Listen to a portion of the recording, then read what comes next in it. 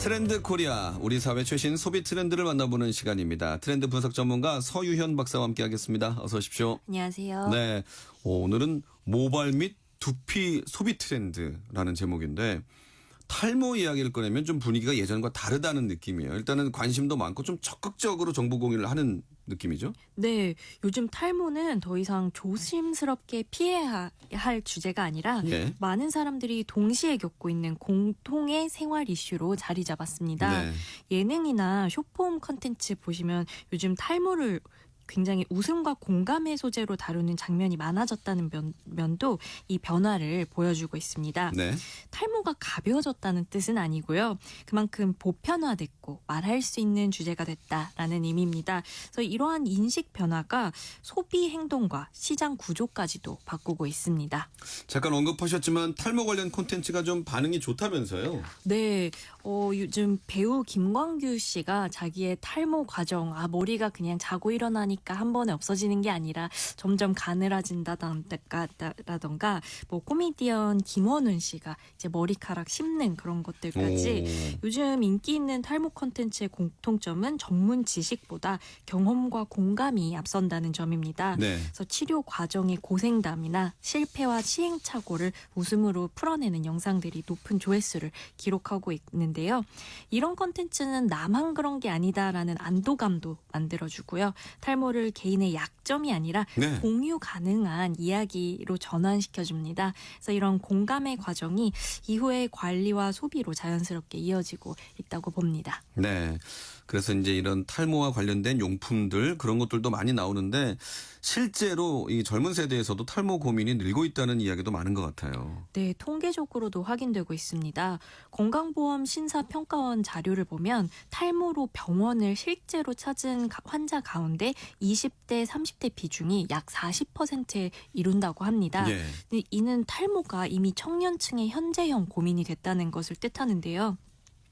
굉장히 병원 진료를 아직 받지 않은 소비자까지 이제 따지고 보면 뭐 샴푸나 토닉이나 관리를 하는 인구까지 고려하면 실제 탈모 관리 관심층은 훨씬 더 넓다라는 점입니다. 네.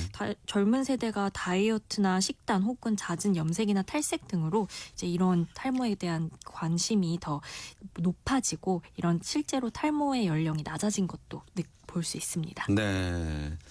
치료보다는 관리가 먼저다. 네, 이런 분위기인데 네. 그럼 요즘 어떻게 탈모를 관리하고 있는지 어떤 관리 방식의 변화도 있나요? 네, 관리 방식도 뚜렷한 변화가 있는데 예전에는 내가 탈모인 것 같다 이렇게 눈에 띄기 시작한다면 바로 가발부터 사거나 아니면 병원에 가서 이제 전문 치료를 떠올렸는데 네. 요즘은 내가 탈모인 것 같아라고 하면 바로 이제 두피 관리부터 시작해서 일단 샴푸를 바꿔본다 혹은 두피 각질 케어를 하려고 그러거나 뭐 바르는 앰플 토닉 같은 거를 일상생활에서 관리하는 방식으로 좀 일반화되고 있습니다. 예. 그래서 치료가 아니라 생활 관리로 이동한 건데요. 이런 변화가 탈모 관리 진입 장벽을 크게 낮췄다라고도 볼 수 있습니다.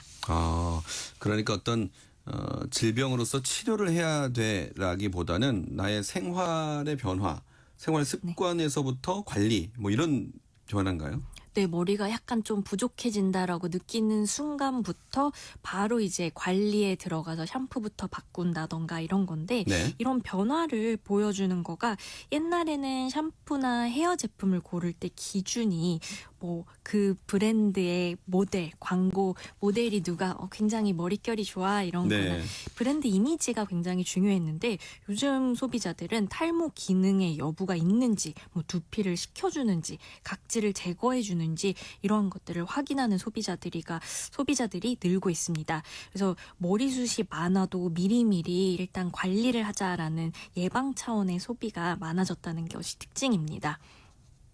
제품 시장은 어떻게 변화가 됐을까요? 가장 상징적인 변화는 저가랑 소용량 제품과 고기능성 제품 이렇게 두 가지로 양극화가 되고 있는 건데요. 예. 한쪽에서는 5,000원 전후의 소용량 제품으로 그리고 싸게 좀 이제 많이 사려는 수요도 늘고 있는데요. 또 다른 한편에서는 마치 피부처럼 피부를 탱글탱글하게 만들어주는 고급 단백질 원료처럼 스킨케어 성분 같은 프리미엄 두피 제품이 또 주류로 자리를 잡고 있습니다. 그래서 이제 더 이상 헤어 케어가 머리를 감는다라는 게 이제 단순한 세정의 기능 중심이 아니라 이제 정말 케어하는, 관리하는 영역으로 전환됐다는 것을 보여주고 있습니다. 네. 이런 두피 관련한 트렌드를 보다 보면 헤어 스키니피케이션? 약간 네. 좀 어려운 단어가 나오던데 이건 무슨 뜻인가요? 맞습니다. 작년부터 2026년까지 계속 이야기가 되는 게 예. 헤어 스키니피케이션이라는 단어가 많이 언급이 되고 있습니다. 듣기에 이게 무슨 말인가 할 텐데 네. 결국 머리도 피부처럼 피부화되었다. 라는 뜻입니다. 그래서 두피도 결국 피부처럼 관리한다라는 뜻인데요. 그래서 두피를 그냥 모발의 이렇게 바탕이 아니라 피부처럼 인식하면서 저희가 피부를 막 세수하고 수분 진정하고 영양 공급을 하는 것처럼 우리 두피도 그렇게 관리를 하자라고 이제 두피 케어를 본격적으로 케어하는 시장이 열렸다라는 것입니다. 그러고 보면 세수하고 나서 딱 이 얼굴 주변에 관리하는 노력과 시간이 굉장히 많은데 네. 이 이마를 넘어가서는 그냥 머리 감고 별로 해주는 게 없었다는 맞아요. 생각이 드네요. 네, 있었죠. 근데 이제는 이 두피도 네. 피부처럼 다룬다라는 맞습니다. 거군요. 그럼 그만큼 두피 케어 제품도 화장품만큼이나 다양해지고 세분화되겠네요. 네. 아. 예전에는 뭐 피부도 월수금은 뭐 탄력 크림, 그다음에 뭐 봄에는 어떤 크림 뭐 이런 얘기가 있었잖아요. 네. 요즘엔 헤어도 이런 루틴을 따라주는데요. 간절기, 봄, 가을 같은 때 각질이 있을 때는 각질 케어를 아하. 해주고요.